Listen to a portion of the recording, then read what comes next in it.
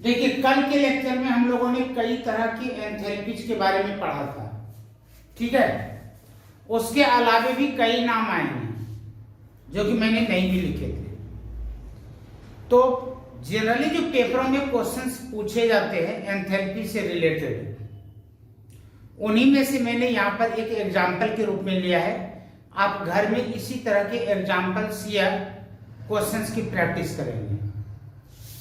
Actually क्या होगा कि जब भी आपको यहाँ पर इस तरीके का कोई क्वेश्चन दिया जाएगा तो सबसे पहले आपको यहाँ पर लिखना होगा एम, ठीक है। तो मैं यहाँ से सॉल्यूशन लिख रहा हूं, पहले आप लोग समझ लेंगे। और मैंने यहाँ पर लिखा एम कि भाई हमारा उद्देश्य क्या है। तो यहाँ पर कहा जा रहा है कि calculate the enthalpy of formation of benzene. हमें बेंजीन के बनने पर उसके एंथैल्पी में क्या चेंजिंग होता है वो कैलकुलेट करना है। अब डेफिनेशन को थोड़ा सा रिकॉल कीजिए। एंथैल्पी ऑफ फॉर्मेशन में मैंने कहा था कि भाई 1 मोल सबस्टेंस बनने चाहिए, और किससे बनने चाहिए? उसके जो कंपोनेंट्स होते हैं। 1 मोल सबस्टेंस बनने चाहिए और किससे बनने चाहिए? जो उसके कंपोनेंट्स हैं।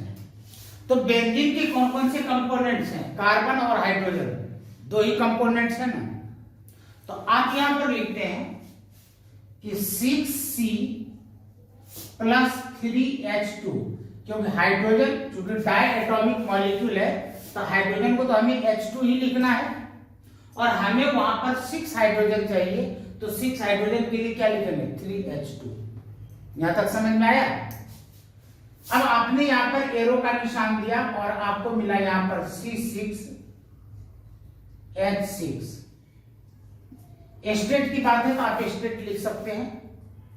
कार्बन नॉर्मली रूम टेम्परेचर पर सॉलिड स्टेट में पाया जाता है, तो आप यहां पर सॉलिड लिख सकते हैं। हाइड्रोजन रूम टेम्परेचर पर गैसियस स्टेट में पाया जाता है, तो आपने यहां पर गैस लिख दिया। ये आपका हो गया एम। अब इसके अंदर बहुत कुछ ऐसी लिखी हुई बातें जिसे कि हम डाटा करते हैं, तो हम उन डाटा को यहां पर एक्सट्रैक्ट करेंगे। तो मैं यहां पर लिखता हूं डाटा, यानी कि गिवन डाटा। हमें यहां पर कौन कौन से डाटा दिए हुए हैं? डाटा नंबर 1, यहां पर कहा जा रहा है कि the enthalpy of combustion of benzene, यानी कि अब यहां पर कहा जा रहा है कि बेंजीन को जलाया गया है। तो चलो भाई, आपने लिखा C6H6, और जब जलाया जाएगा तो जलाने के लिए क्या चाहिए? ऑक्सीजन चाहिए। तो आपने यहां पर लिखा O2। अब याद रखिएगा कि यदि आप किसी भी चीज को जलाते हैं तो जलाने पर इसके अंदर जो जो कंपोनेंट्स होंगे उसके ऑक्साइड बनेंगे। अब कार्बन है तो कार्बन के ऑक्साइड बनेंगे, हाइड्रोजन है तो हाइड्रोजन के ऑक्साइड बनेंगे। आप कहेंगे कि कार्बन के तो कई ऑक्साइड्स होते हैं, कार्बन मोनो ऑक्साइड होता है, कार्बन डाइऑक्साइड होता है। आपको यहां पर लिखना है कि सफिशिएंट अमाउंट में क्या बनता है? तो सफिशिएंट अमाउंट में कार्बन डाइऑक्साइड बनते हैं। तो आपको यहां पर लिखना है CO2, और हाइड्रोजन का ऑक्साइड क्या कहलाएगा? वाटर कहलाएगा। तो आपने यहां पर लिखा H2O। यहां पर एंथैल्पी ऑफ कंबशन की बात हो रही है, इसका मतलब जलने वाला चीज 1 मोल होनी चाहिए। बाकी कम ज्यादा हो जाए नो प्रॉब्लम, लेकिन आप जला किसे रहे? बेंजीन को जला रहे हैं, तो बेंजीन आपको 1 मोल ही लेना है, ना तो 1 मोल से ज्यादा और ना ही 1 मोल से कम। अब यहां पर देखिए कितने कार्बन है? 6 है क्या? तो आपने यहां पर लिखा 6, और हाइड्रोजन यहां पर कितने हैं? 6 है। तो यदि आपके पास 6 हाइड्रोजन है तो आप लोग बताएं कि वाटर कितने बनने चाहिए? एक वाटर में 2 हाइड्रोजन है और अपने पास 6 हाइड्रोजन ही है, तो अधिक से अधिक 3 वाटर ही तो मिलेंगे। तो आपने यहां पर लिखा 3। अब यहां पर कहा जा रहा है कि इसका एंथैल्पी क्या है? तो एंथैल्पी का मतलब कि सेमीकोलन लगाएंगे, डेल्टा एच लगाएंगे, क्योंकि कंबशन हो रहा है तो यहां पर सी भी लगा सकते हैं, डेल्टा सी एच, लेकिन मैं ऐसे ही लिख रहा हूं। यहां पर आपने लिखा -326.7 किलो जूल। तो इस स्टेटमेंट को पढ़ करके ये लिखने के लिए सीख लिए क्या? चलो आगे यहां पर देखते हैं। द एंथैल्पी ऑफ फॉर्मेशन, अब कंबशन नहीं बोल रहा है, अब क्या बोल रहा है? Enthalpy of formation. तो एंथैल्पी ऑफ फॉर्मेशन का मतलब क्या है कि एक मोल बनने चाहिए। अब जलने की बात नहीं है, बनने की बात हो रही है, फॉर्मेशन की बात हो रही है। क्या बनाना भाई? कार्बन डाइऑक्साइड बनाना है। तो कार्बन डाइऑक्साइड के कंपोनेंट्स इसमें कौन कौन से हैं? कार्बन और ऑक्सीजन। भाई फार्मूले में देख लो। तो सेकंड पॉइंट में आप लिखते हैं कार्बन 1 चाहिए और ऑक्सीजन 2 चाहिए, इसको ऐसे ही लिखा जाएगा, और ये देगा आपको CO2। अब यहां पर चेंज इन एंथैल्पी कितना है? तो पहले कार्बन डाइऑक्साइड है और फिर वाटर है, और यहां पर पहले ये एनर्जी है और फिर ये है। तो इसमें जो पहला है वो पहले वाले का माना जाएगा, सेकंड नंबर पर जो है वो सेकंड नंबर का माना जाएगा। तो क्या लिखेंगे? डेल्टा एच यहां पर हो जाएगा -393.3 किलो जूल। ये CF आप लगा लेंगे, आपके समझ में आ चुका है। अब एंथैल्पी ऑफ फॉर्मेशन ऑफ किसका बोल रहा है? वाटर का बोल रहा है। तो अब बताइए अनीता कि यहां पर वाटर के कौन कौन से कंपोनेंट्स हैं? हाइड्रोजन और ऑक्सीजन। फार्मूले को देखना है। भाई फार्मूले में हाइड्रोजन नजर आया, ऑक्सीजन नजर आया, और हमें बनाना कितना है? 1 मोल बनाना है। तो थर्ड नंबर में आपने लिखा हाइड्रोजन प्लस ऑक्सीजन, और यह बनाएगा H2O। हमें तो ये 1 मोल ही चाहिए।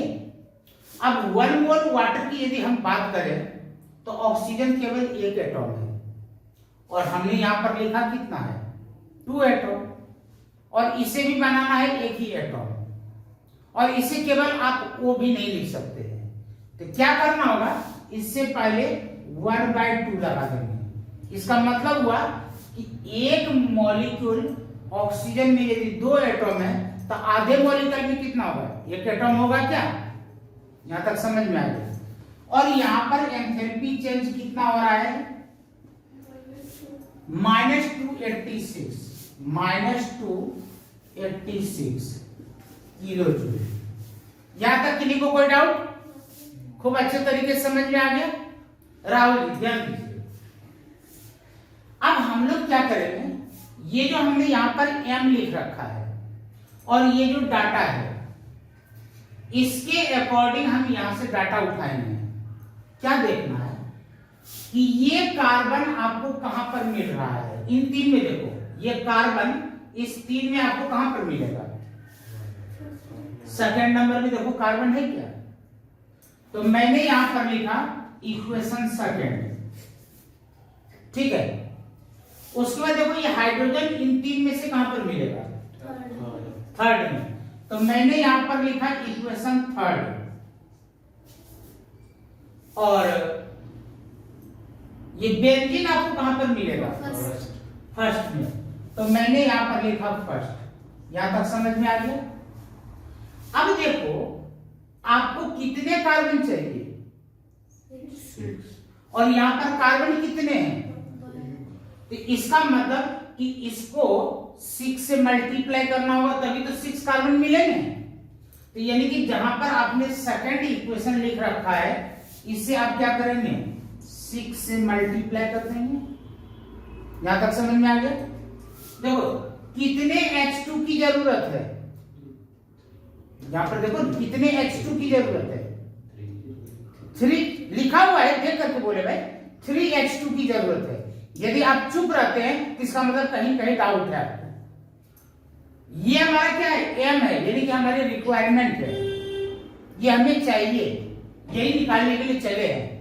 तो 3 H2 की जरूरत है और आपने H2 थर्ड से उठाया है। यहां पर कितने हैं, 1 है, तो क्या करना होगा, यानी कि इसको आप 3 से मल्टीप्लाई करेंगे। तो आपने यहां पर लिखा इंटू 3। यहां तक समझ में आ गया। उसके बाद यहां पर कितने बेंजीन की जरूरत है, अरे यहां पर कितने बेंजीन की जरूरत है, एक। तो बोल्डली बोलिए, दूर से दिखाई नहीं पड़ रहा है क्या, ये तो है नहीं कि 400 बच्चे हैं और आप पीछे बैठे हुए हैं, नहीं, यहां पर एक बेंजीन की जरूरत है और यहां पर कितने बेंजीन हैं, तो इसको किसी से मल्टीप्लाई करना है क्या, नहीं करना है। यहां तक समझ में आ गया। अब आगे, एरो से पहले वाले को क्या बोलते हैं, रिएक्टेंट, और एरो के बाद वाले को क्या बोलते हैं, प्रोडक्ट। जरा से ये देखो, यहां पर जो M के अंदर मैंने लिखा है कार्बन, यह रिएक्टेंट साइड है या प्रोडक्ट साइड है, और यहां पर जो कार्बन है यह रिएक्टेंट साइड है या प्रोडक्ट साइड है, रिएक्टेंट साइड। तो दोनों सेम साइड हो गया क्या, याद रखिएगा, जो चीज आपको चाहिए और जो चीज आप जहां से उठा रहे हैं, ये दोनों यदि एक ही साइड में है तब आप करेंगे प्लस, और जो चीज आपको चाहिए और जहां से वो चीज आप उठा रहे हैं वह दूसरे साइड में है तो वहां पर करेंगे माइनस। जैसे यहां पर कार्बन हमारा रिएक्टेंट साइड था और यहां भी कार्बन रिएक्टेंट साइड है, तो क्या कहेंगे, सेम साइड है, इसे क्या करना होगा, प्लस करना होगा। चलो भाई, हाइड्रोजन किस साइड में है, यहां पर किस साइड में है, सेम साइड हुआ, क्या करेंगे, यानी कि इन दोनों को हमें यहां पर क्या करना है, प्लस करना है। समझ में आया। चलो, अब बेंजीन यहां पर किस साइड में है और यहां पर किस साइड में है, तो ये उल्टा साइड हो गया क्या, यदि अपोजिट साइड हो जाए तो क्या करना चाहिए, एकदम खूब अच्छे तरीके से समझ में आया। तो यहां पर क्या करेंगे, माइनस, कोई दिक्कत। अब देखो, अब हमें यहां पर लिखना है डेल्टा, क्या निकालना है, calculate the enthalpy of formation of benzene, यानी कि डेल्टा FH फॉर बेंजीन, यही है ना। आपने क्या किया है, सेकेंड को 6 से मल्टीप्लाई किया है, आप यहां पर लिखेंगे 6। अब सेकेंड का एनर्जी देखो कितना है, -393.3 है। आपने यहां पर इसे मल्टीप्लाई किया -393.3, ठीक है, ये काम हो गया।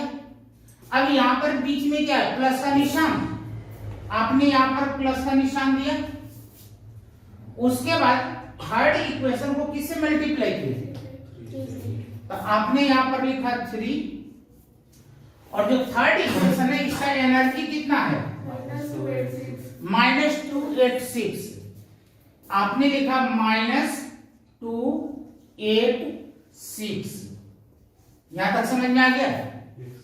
उसके बाद क्या है, माइनस का निशान है क्या, मैंने यहां पर माइनस का निशान लगाया। ये इक्वेशन फर्स्ट है, इक्वेशन फर्स्ट में कितना एनर्जी है, -3267.7। तो चूंकि 2 बार यदि माइनस आ जाएगा तो ब्रैकेट में ही लिखेंगे ना, तो मैंने यहां पर लिखा -3267.7। यहां तक की लिखो, कोई डाउट। अब आप लोग मैन्युअली इसको कैलकुलेट करके बताएं कि इसे मल्टीप्लाई करने पर क्या आया, वो मैं यहां पर लिखूंगा, ठीक है। यहां पर मल्टीप्लाई करके क्या आया वो मैं यहां पर लिखूंगा, और यहां पर मल्टीप्लाई करके क्या आया वो मैं यहाँ पर लिखूंगा। ये आपका काम है, फटाफट 2 मिनट के अंदर जल्दी करो। आपने बताया कि इसको मल्टीप्लाई करने पर आया -2 3 5 9.8,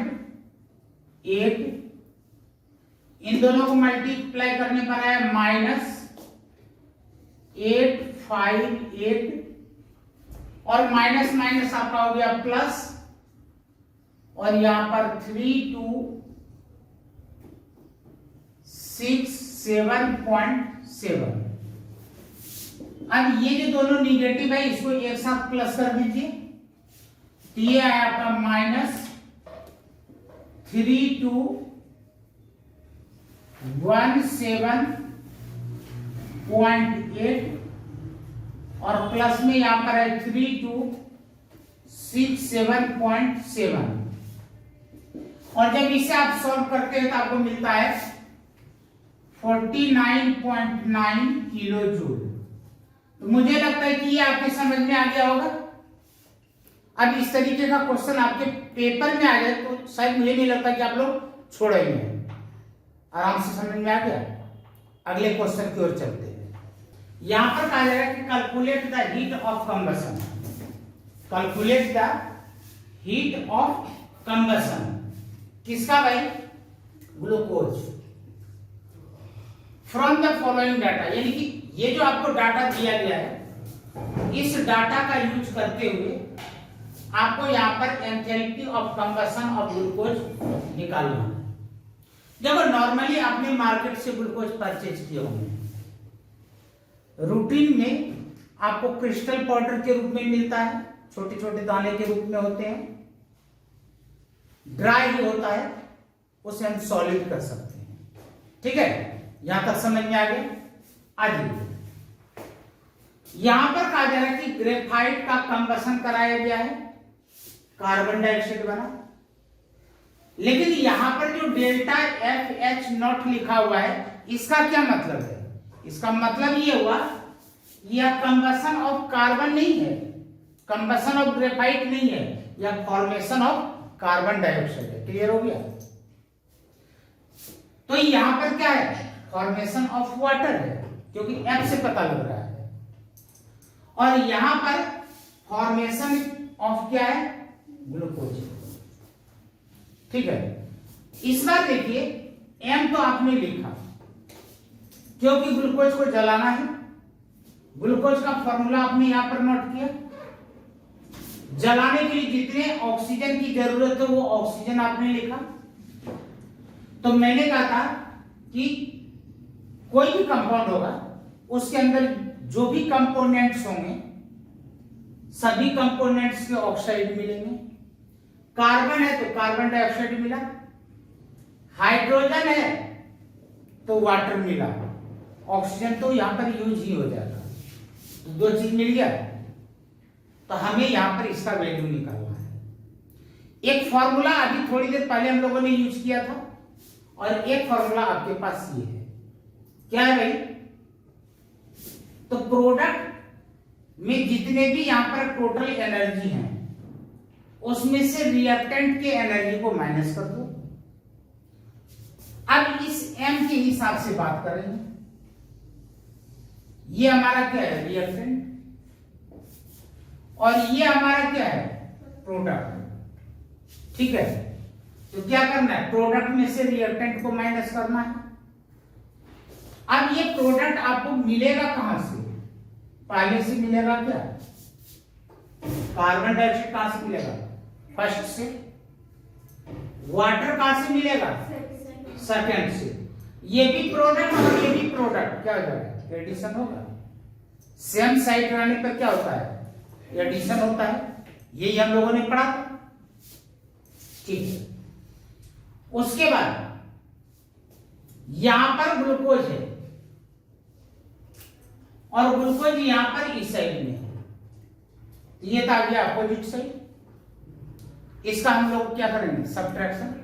लेकिन यहां पर वो यूज करना ही नहीं है, हमें क्या करना है? ये निशान क्या बता रहा है? समेशन। समेशन का मतलब क्या होता है? जोड़। भाई रिएक्टेंट साइड में जो भी आ रहे हैं उसकी एनर्जी को प्लस कर दो, प्रोडक्ट साइड में जो भी आ रहे हैं उसको इकट्ठा कर दो। तो चलिए करते हैं, प्रोडक्ट की बात कर लेते हैं। कितने कार्बन डाइऑक्साइड चाहिए? 6। आपने यहां पर लिखा 6। कार्बन डाइऑक्साइड कहां से मिल रहा है? पहले से मिल रहा है। पहले का एनर्जी कितना है? -395।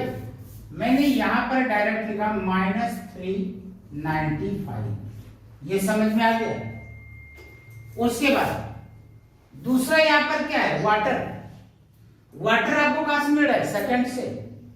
वाटर का एनर्जी कितना है? -269.4। यहां पर +3 और यहां पर आपने लिखा -269.4। और तो कोई प्रोडक्ट नहीं है। ये दोनों समझ में आ गया राजीव जी? ठीक है। अब इसमें से माइनस करना है। किसे माइनस करना भाई? रिएक्टेंट्स को। रिएक्टेंट में यहां पर इसका फॉर्मेशन कितना दिया हुआ है? -1169.8। भाई आपको एक ही ग्लूकोज चाहिए, एक ग्लूकोज मिल रहा है क्या? ठीक है। अब यहां पर रिएक्टेंट में ऑक्सीजन भी तो है, जरा चेक करो। रिएक्टेंट में ऑक्सीजन भी है क्या? हमको यहां पर कहीं पर ऑक्सीजन मिला क्या फॉर्मेशन में? हमें केवल फॉर्मेशन की तरफ से उठाना है। फॉर्मेशन की तरफ तो कार्बन डाइऑक्साइड मिला, फॉर्मेशन की तरफ हमें वाटर मिला, और फॉर्मेशन के केस में हमें ग्लूकोज मिला, ऑक्सीजन तो नहीं मिला।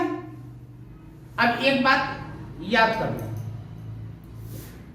इस दुनिया में जो चीज भगवान ने बनाए हैं, भगवान का मतलब जो नेचुरल अकरिंग है, जिसे कि ना तो आपने बनाया हो ना तो मैंने बनाया हो, उसका एंथैल्पी ऑफ फॉर्मेशन 0 होता है। उसका एंथैल्पी ऑफ फॉर्मेशन 0 होता है। अब जैसे एक एग्जांपल ले लेते हैं। भाई देखो, ब्रोमीन गैस है। ब्रोमीन मैंने यहां पर लिक्विड ले लिया और ब्रोमीन हमने सॉलिड ले लिया। इन तीन में से किसका एंथैल्पी ऑफ फॉर्मेशन 0 होगा?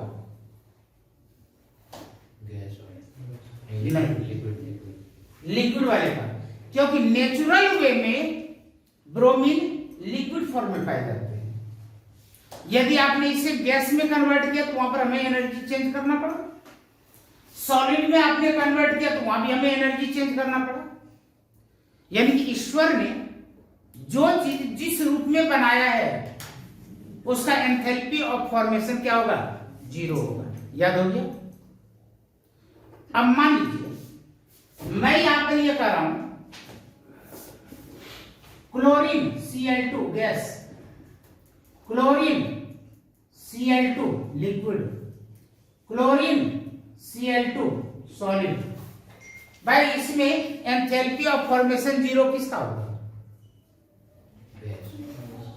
क्योंकि क्लोरीन नेचर में गैसियस स्टेट में पाया जाता है, तो क्लोरीन गैस का एंथैल्पी ऑफ फॉर्मेशन क्या होगा? 0 होगा। चलो एक और बात कर लेते हैं। Iodine solid, iodine liquid, iodine gas, इन तीन में से किसका एंथैल्पी ऑफ फॉर्मेशन 0 होगा? Thank you, solid. क्योंकि सॉलिड यानी कि आयोडीन जो होता है नेचर में सॉलिड फॉर्म में पाए जाते हैं। तो अब मुझे लगता है कि आपकी समझ में आ गया होगा कि किस एलिमेंट का एंथैल्पी ऑफ फॉर्मेशन 0 होगा। तो जो नेचर में जिस रूप में पाया जाता है, यदि हमें वह चीज उसी रूप में दिया गया है तो उसका एंथैल्पी ऑफ फॉर्मेशन क्या लेंगे? 0 लेंगे। तो यहां पर कार्बन डाइऑक्साइड का एंथैल्पी ऑफ फॉर्मेशन क्या लेंगे? 0। तो भैया चाहे 0 प्लस करो या माइनस करो, कोई फर्क पड़ने वाला है क्या? नहीं पड़ने वाला है ना। तो नहीं पड़ने वाला है तो कैलकुलेट कर दो। चलिए शुरू ये फटाफट। इसको 6 से मल्टीप्लाई करो, यहां पर लिखो। इसको 3 से मल्टीप्लाई करो, यहां पर लिखो। फिर इन दोनों को प्लस करो, प्लस करने के बाद माइनस माइनस प्लस होगा। इसको सॉल्व करो, कंप्लीट फाइनल रिजल्ट 2 मिनट के अंदर। देखो एक चीज ध्यान दो, हड़बड़ भी क्या होता है, कभी कभी गड़बड़ भी होता है। अब यहां पर देखो मिस्टेक क्या हुआ है भाई, 6 कार्बन डाइऑक्साइड है, आपने 6 से मल्टीप्लाई कर दिया। यहां पर 6 वाटर है, तो यहां भी तो हमारे पास 6 ही होने चाहिए, ये भी तो ध्यान देना होगा। और यहां पर एक ग्लूकोज है तो कोई दिक्कत नहीं, एक है, बहुत अच्छी बात है। हाँ बोलिए, वंश क्या बोल रहे थे इसका?